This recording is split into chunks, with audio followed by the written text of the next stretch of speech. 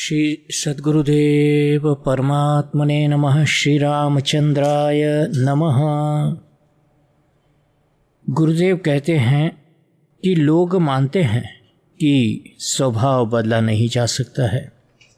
कहते भी है कि प्राण और प्रकृति साथ में ही जाते हैं, अर्थात मृत्यु पर्यंत स्वभाव में कुछ परिवर्तन नहीं हो सकता।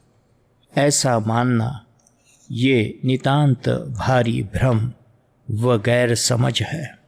स्वभाव बदला जा सकता है, ये अनुभव करके देख लो। स्वभावो दुरतिक्रमः, ये बात जरूर है, लेकिन सावधानी पूर्वक उचित व पर्याप्त प्रयत्न करने पर स्वभाव को जैसा चाहोगे वैसा कर सकोगे। क्या करें, स्वभाव ही ऐसा है।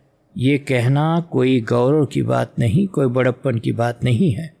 ये तो कायरता है और अपने अहम को पुष्ट करना मात्र है। और क्रोध का त्याग करने की भीतरी अनिच्छा है। अनिच्छा क्यों है ये जानते हो?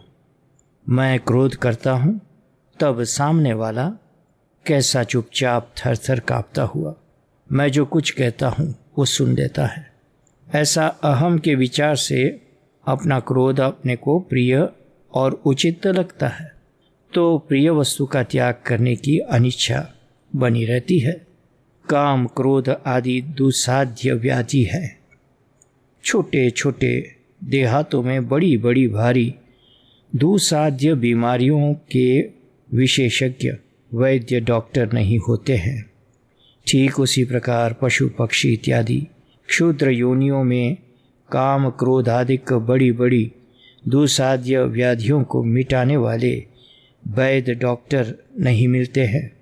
बड़ी भारी दुस्साध्य व्याधि के लिए बड़े शहर में विशेषज्ञ डॉक्टर के पास जाते हैं। ठीक उसी प्रकार ये मनुष्य शरीर बड़ा शहर है।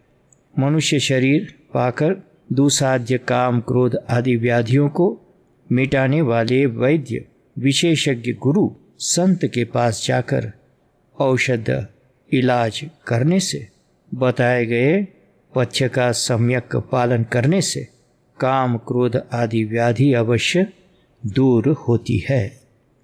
काम की प्रेरणा से ही सब क्रिया चेष्टा हो रही है। जिनमें काम नहीं, इच्छा वासना नहीं, उनकी क्रिया भी परिवर्तित हो जाती है। काम क्रोध आदि शत्रु कहाँ बसे हुए हैं ये जानो, क्योंकि शत्रु के स्थान जानकर शत्रु का नाश करना सरल होता है।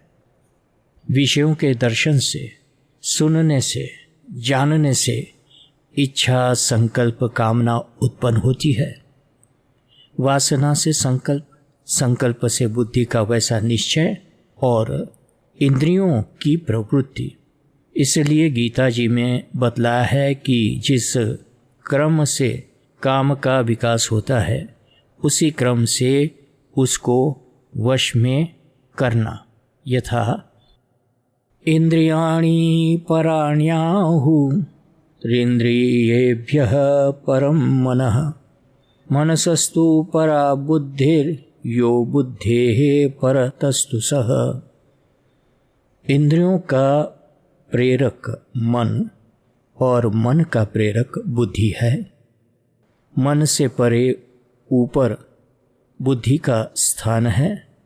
जैसी बुद्धि होती है उसी के अनुरूप मन को प्रेरणा देती है और देती रहती है, और वैसे ही कर्म मन के द्वारा इंद्रियां प्रेरित होकर करती रहती है।